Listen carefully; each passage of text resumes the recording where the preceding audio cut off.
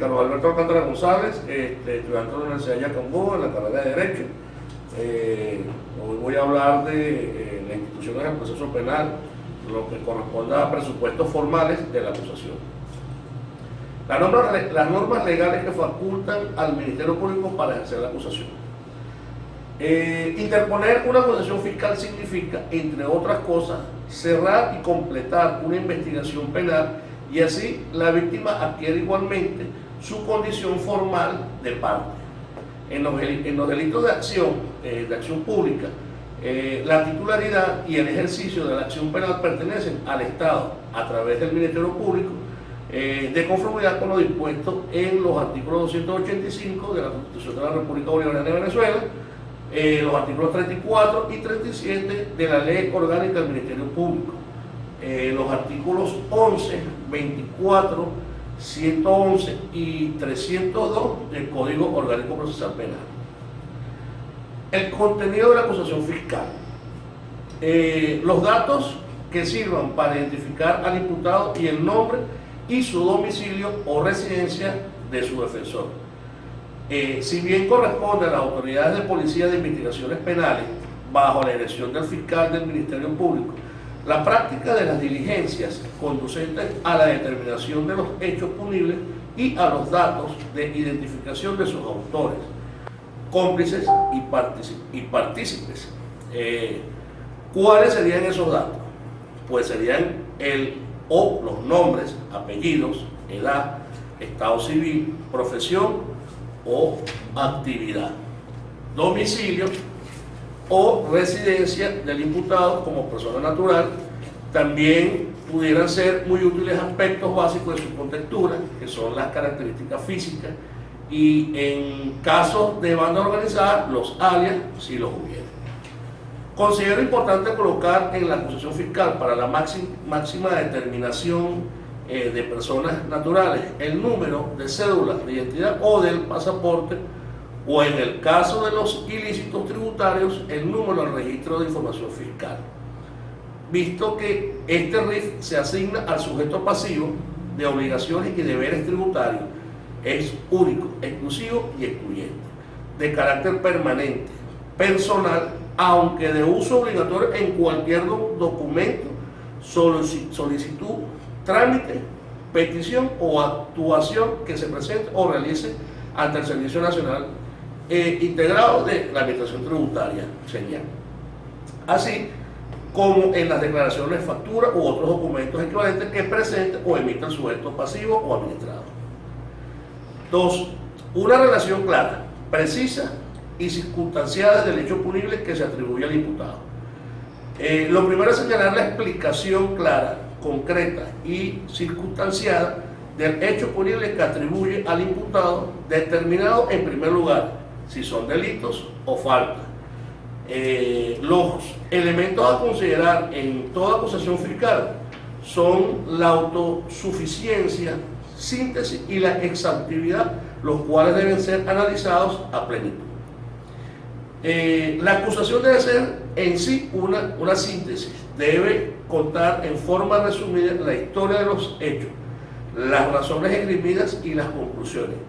Si es expuesta, debe señalarse esta deficiencia, ya sea por la introducción de excepciones o en el acto del juicio oral y público, en qué parte de la misma adolece de este vicio.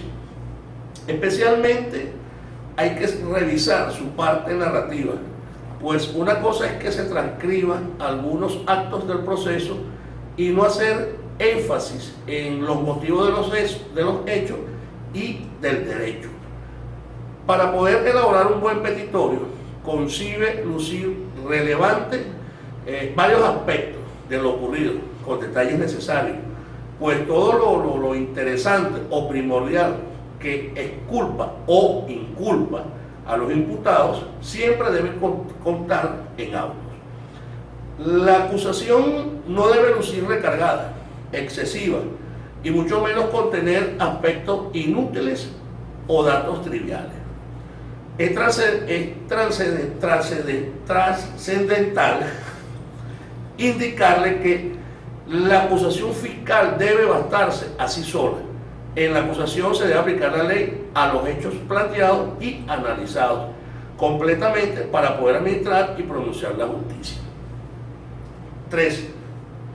Los fundamentos de la imputación con expresión de los elementos de convicción que la motivan. La acusación fiscal debe explicar cuál es la naturaleza del hecho punible y sus consecuencias, las penas, la descripción del ilícito penal y la transgresión del estatus ético-jurídico, lo normativo, y la determinación sobre la responsabilidad del sujeto que realiza la acción y produce el resultado o efecto violatorio de la advertencia legal. 4. La expresión de los preceptos jurídicos aplicables. No solo la tipicidad penal debe ser íntegramente satisfecha, sino colocar todos y cada una de las normas que se encuentren involucradas por el caso en concreto. 5. El ofrecimiento de los medios de prueba que se presentarán en el juicio con indicación de su pertinencia o necesidad. La pertinencia dispone que tengan que ver ese medio de prueba con los hechos controvertidos del proceso judicial penal.